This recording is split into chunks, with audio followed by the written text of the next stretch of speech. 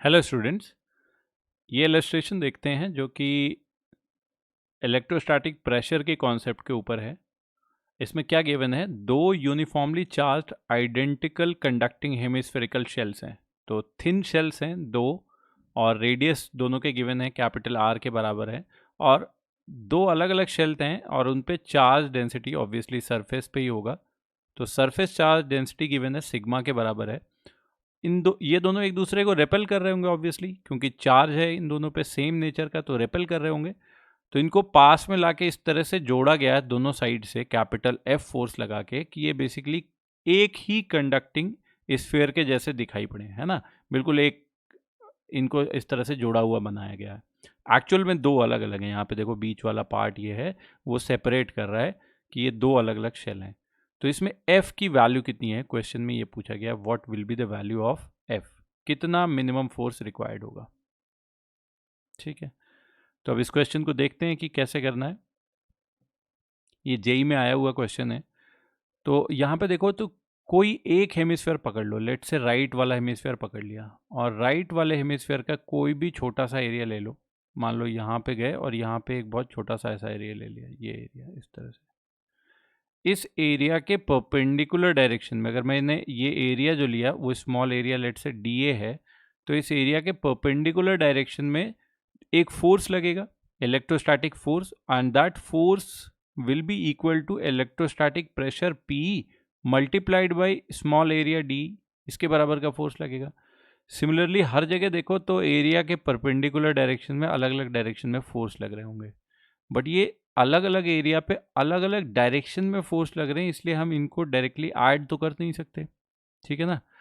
तो बड़ी सिंपल सी चीज़ है कि इसमें देखो, जो भी जो भी टोटल फोर्स निकालना पड़ेगा अब हमें, वो कहीं कंपोनेंट लेके निकालना पड़ेगा। अब इसी चीज़ को देखो कि ये बहुत छोटा सा जो एरिया मैंने लिया था, इस छोटे से एरिया को थोड़ा सा मैग्नीफाई करके बड़ा करके दिखाता हूँ, और ये से सामने से देखो तो बेसिकली जैसे एक शीट नहीं होती, ये मान लो एक प्लेन है, इसको तुम इस वाली साइड से देखोगे तो ये वाली एज दिखाई पड़ेगी, बस ये वाली एज। तो इसी तरह से अगर मैं एरिया ये ले रहा हूँ, ऐसे समझो, ये एरिया मैंने लिया, इसका ये वाला एज आपको सीधा सीधा दिखाई पड़ रहा है, और ये लाइन हो गई लेट से वर्टिकल की लाइन। वर्टिकल की लाइन के साथ लेट से एंगल बन रहा है थीटा, थीटा का, और जो फोर्स है वो इस एरिया के परपेंडिकुलर डायरेक्शन में है, तो ऑब्वियसली उसका एंगल हॉरिजॉन्टल के साथ बन रहा होगा थीटा का। ठीक है, ये फोर्स मान लो डी एफ के बराबर लग रही है, ये एरिया डी के बराबर है। तो जो इस फोर्स का हॉरिजॉन्टल कंपोनेंट होगा D F X, that will be equal to D F into cos theta, D F into cos theta. और ये डी एफ की वैल्यू उठा के लिखोगे तो वही चीज़ आ जाएगी, pressure into small area D, तो that will be equal to pressure P E into D A cos theta. D A cos theta को अलग से देखो तो यहाँ पे ये जो एरिया हमने लिया, ये वाला एरिया,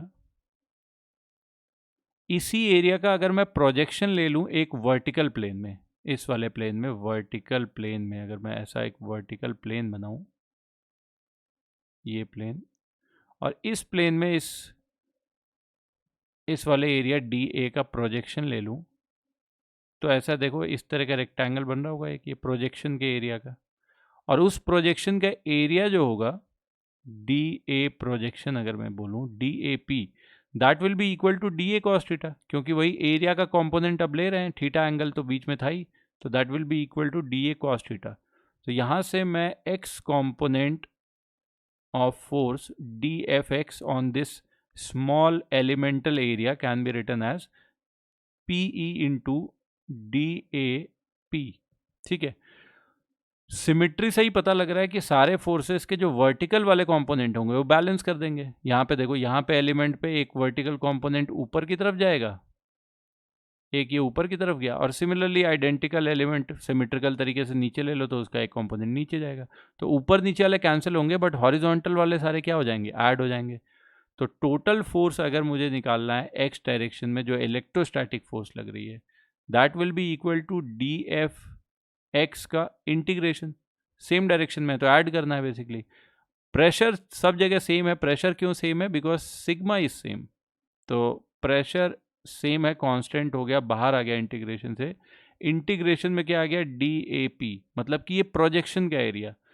तो ये पूरा जो हमारा हेमिस्फेयर है, इस पूरे हेमिस्फेयर का प्रोजेक्शन अगर वर्टिकल प्लेन में करेंगे तो दिखना चाहिए सिमेट्री से कि बेसिकली प्रोजेक्शन उसका ये वाली सर्कल ही तो बन जाएगी, इस सर्कल के एरिया के बराबर।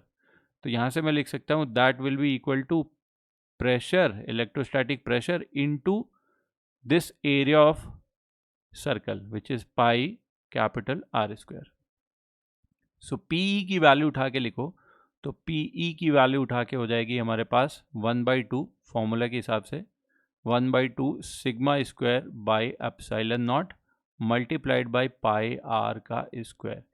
ये तो आ गया इलेक्ट्रोस्टैटिक फोर्स। अब किसी एक राइट वाले हेमिस्फेयर का अगर हम फ्री बॉडी डायग्राम बना दें, तो उस फ्री बॉडी डायग्राम में दिख रहा है कि एक फोर्स तो इलेक्ट्रोस्टैटिक फोर्स बाहर की तरफ लग रही है ऐसे FE, एक फोर्स इधर अंदर की तरफ लग रही है, कौन सी, कैपिटल F के बराबर। और कैपिटल F की वैल्यू अगर FE से बड़ी भी कर दोगे, FE से बड़ी भी कर दोगे तो भी ये सिचुएशन मेंटेन हो जाएगी, क्योंकि यहाँ कांटेक्ट से कुछ रिएक्शन फोर्स आ जाएगा। बट इस क्वेश्चन में बेसिकली मिनिमम वैल्यू ही निकालनी थी, लिखा नहीं मैंने, बट उसे करेक्शन समझ लो कि मिनिमम वैल्यू ऑफ फोर्स निकालनी है F। तो वो मिनिमम वैल्यू जो होनी चाहिए वो इस इलेक्ट्रोस्टैटिक फोर्स के बराबर होनी चाहिए, वरना तो ये दूर चले जाता। तो यहाँ से ये हमारा आ गया answer, this is our answer.